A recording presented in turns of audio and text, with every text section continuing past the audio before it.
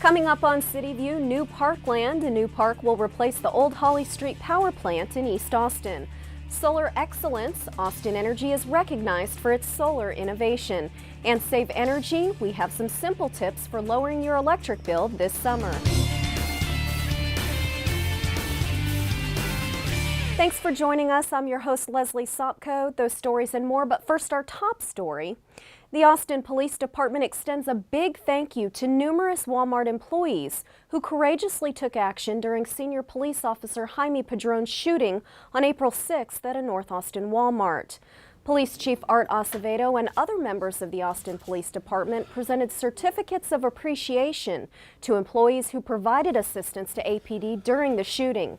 Walmart employees Archie Jordy and Lincoln Lemaire were presented with special awards for the immediate actions they took in assisting Officer Padron during this tragic incident. First of all, it's got ID 6674, his badge on there and his ID number. It says, "Thank you, Archie Jordy, and God bless you for being the angel at his side. Officer Jaime Padron, end of watch, April 6, 2012.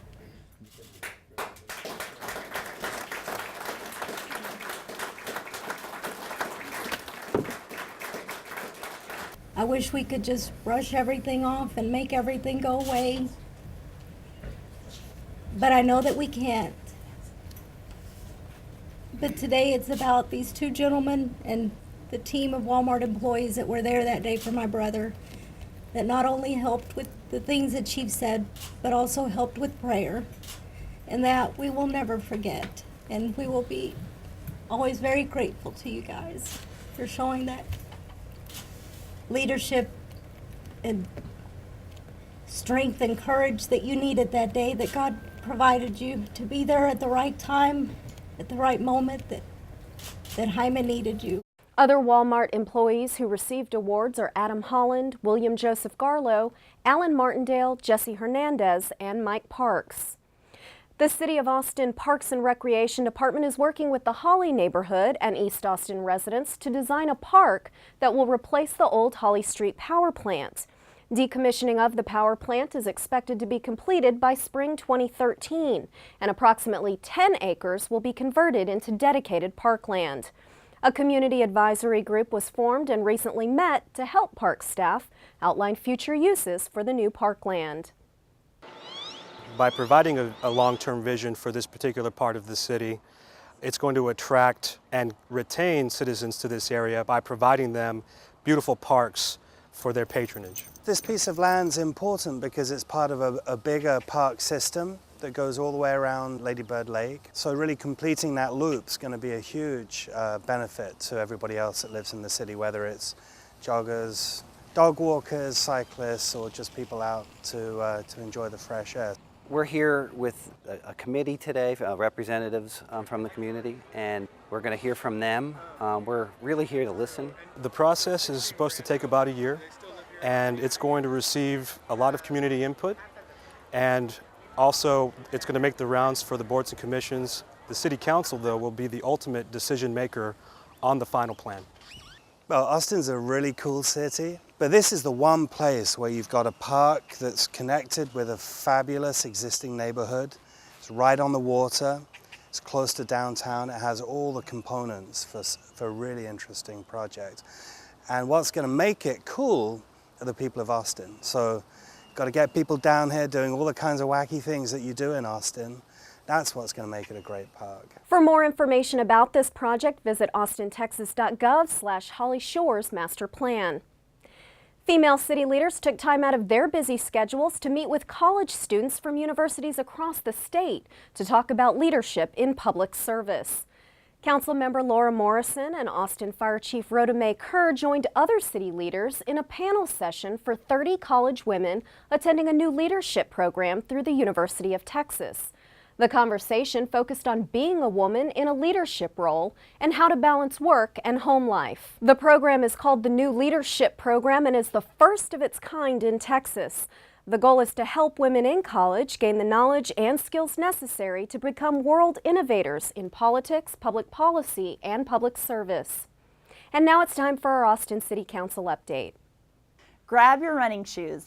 Council authorized a $21.7 million contract for the Boardwalk Trail at Lady Bird Lake. This project will provide a missing link in the Butler Hike and Bike Trail and eliminate the less safe route onto Riverside Drive sidewalk. The approximately 7,000 linear feet of trail will be partially over the lake and land. Construction will begin this fall. Council also approved funds to purchase a new helicopter as the primary law enforcement aircraft for the Austin Police Department's Air Operations Unit. The unit helped provide patrol support, searches for missing and wanted persons, control of significant special events, and intelligence for both man-made and natural disasters, such as last year's wildfires. In addition, Council approved an amendment to the contract for the new Central Library located downtown on West Cesar Chavez Street. The $1.3 million amendment will address changes to the architectural and engineering scopes of work for the entire 192,000 square feet of space. It also includes an expansive rainwater collection system, more furnishings and equipment, and coordinations with adjacent ongoing projects. The design for the Library of the Future is currently on schedule. In all, Council considered 143 items at its June 28th meeting. Its next regularly scheduled meeting will be August 2nd. For CityView, I'm Taja Beakley. The Austin City Council has approved new electric rates for Austin Energy. This is the first update to the utility's rate structure in 18 years. For more information on these new rates, visit austinenergy.com. The new rates will go into effect this October. Austin Energy was also just named the 2012 Public Power Utility of the Year by the Solar Electric Power Association for its solar innovation. The utility marked the occasion with the completion of a 105 kilowatt solar system at the George Washington Carver Museum and Library. This brings to 41 the number of public facilities in Austin outfitted with solar systems. A video monitor in the library provides real-time information about the electricity being produced by the panels. It is 105 kW, provides about 14% of the consumption for the museum and library. It'll offset about $14,000 of the operating costs of the facilities. The system was paid for in part by a grant from the State Energy Conservation Office. The municipal solar installations help provide education and awareness about the power and benefits of the sun. And finally, we could all use some advice on how to save energy and money this summer on our electric bills. Here are some simple and inexpensive ways to reduce the amount of phantom load in your home.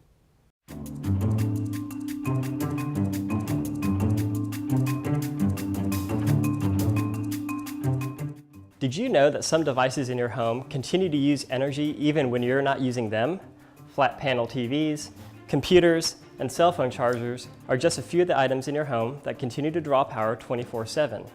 These phantom loads can account for 5 to 10% of your overall home energy use. To save money and energy, Austin Energy recommends unplugging any items that are not being used. Or install a smart power strip to make things easier on yourself. Smart power strips automatically shut off power to devices that are using energy while in standby mode.